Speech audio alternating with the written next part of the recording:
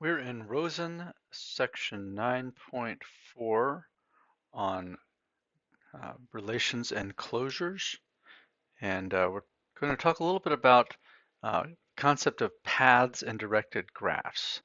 I'll put up the definition first.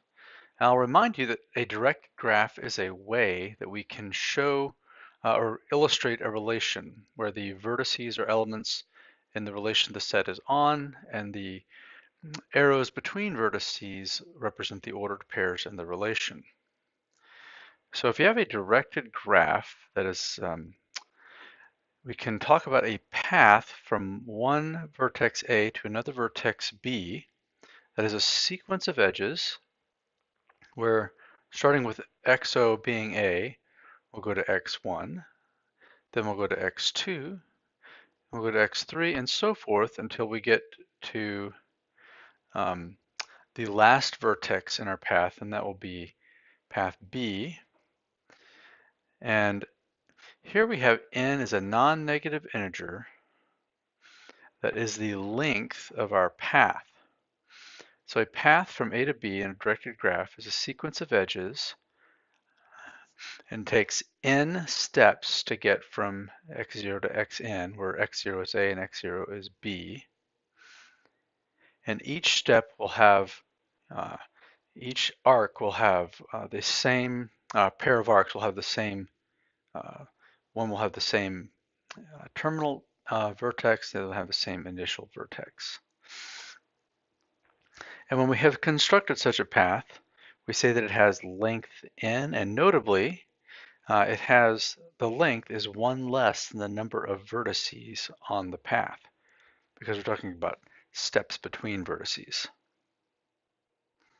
All right, so that's a path of length n in a directed graph. We do have the concept of a path of length 0 from A to A. That's the empty set of edges. So there's no edge. It's not a loop, because a loop would be a path of length 1 from A to A. I have that concept next. If you have a path of length 1 or greater that begins and ends at the same vertex, we call that a circuit or a cycle. Let's look at an example.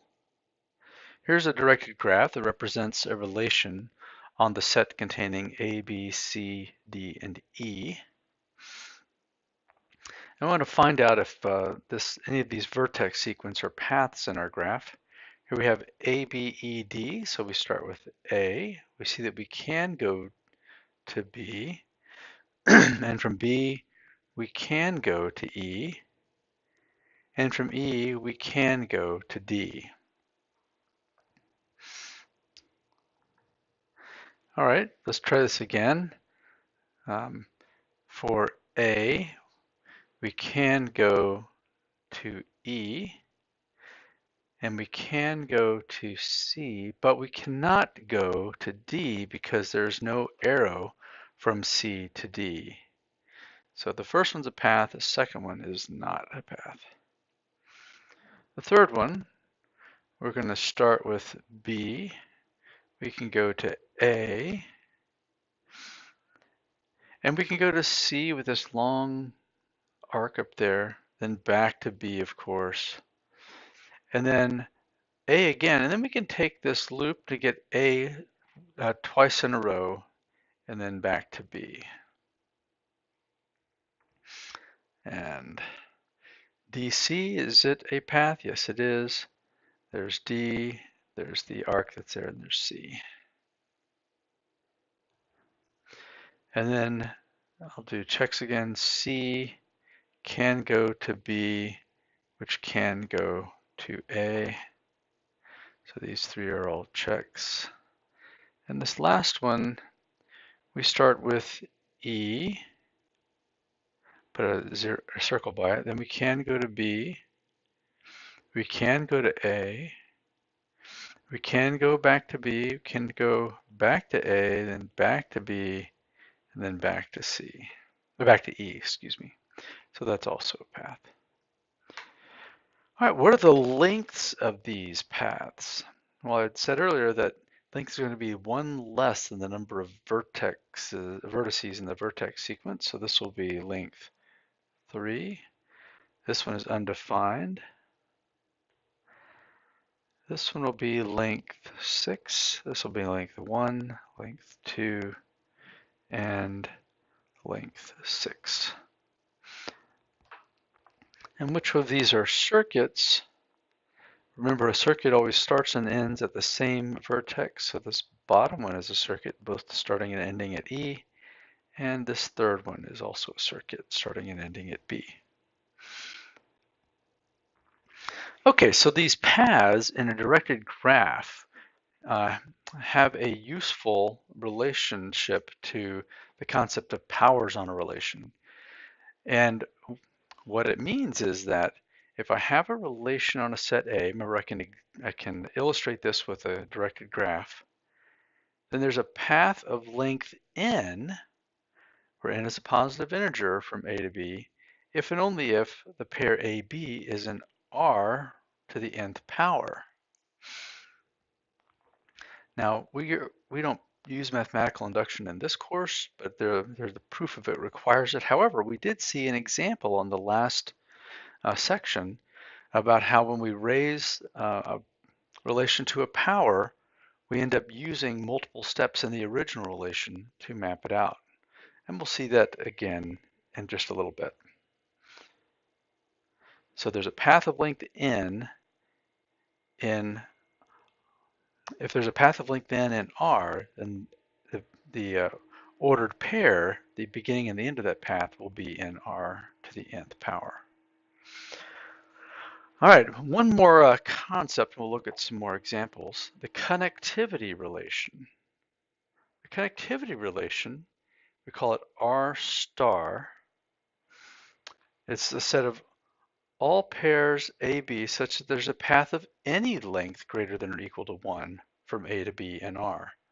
And the way we construct it is we take the union of all the powers of R from 1 to as high as we need to go of R to the n.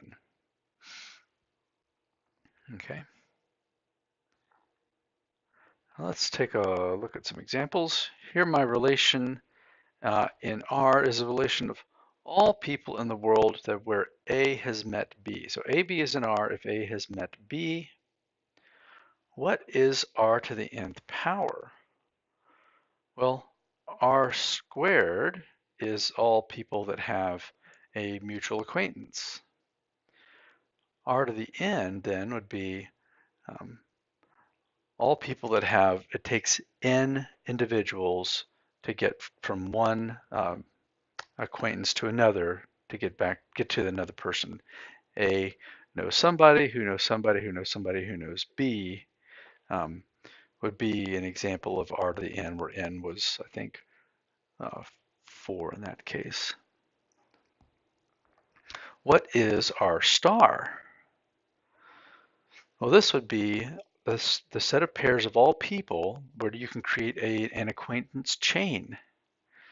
So would it be the set of all pairs of all possible people? Not necessarily. What if you had an isolated tribe and nobody in that tribe has ever met anybody outside that island or that region? Then they would have nobody would be paired with any of those tribe members until one of them met somebody, and then all of a sudden they'd be brought into the all possible pairs of people. All right, how about the relation AB is an R, where it is possible to travel from stop A to stop B without changing trains. So R1 is the set of station pairs where you can get from one to another on a single train. Then Rn will be the set of station pairs where it takes n different trains to get from A to B. And then R star would be the set of all pairs of subway stops which it is possible to get from one to the other in any number of changes of train. All right, one more. AB's element of R is a relation that all states in the US where A has a common border with state B. So AB will be all of the state pairs where one is touching the other at a common border. What is Rn? Well, that would be the set of pairs of states where you have to cross n borders to get from one to the other. And then R star would be the set of pairs of states where you could get from one to another by the act of crossing the border. So Hawaii would not be paired with any other states in the relation R star, and nor would Canada, because it does not border any other US state. All right, let's take these concepts back to transitive closures. Here we have a theorem that the transitive closure of a relation is that connectivity relation R star. And the matrix representation of R is given, and the matrix representation of R star is just going to be the join of all the Boolean powers of the matrix relation. Remember we talked about the join in chapter 2. So we know from this theorem that R star is the transitive closure, and the way to create that transitive closure is to create the matrix relation by using the join operator on all possible powers up to n. If R is finite in size and has n elements, then you will only need to go up to the nth Boolean power to get the transitive closure.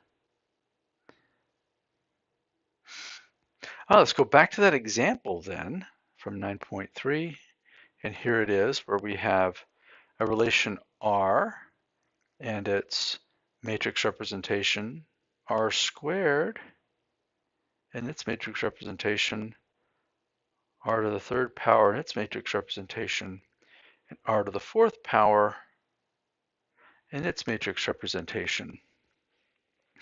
And then the join of these matrix representations, since there's 4 of them and they have 4 elements, I'll give right here. You can see that there's never any ones in the first column, and so 0, 0, then all these ones get joined together to create 3 columns of ones, and this is a matrix representation of R star, and that will be the transitive closure of R.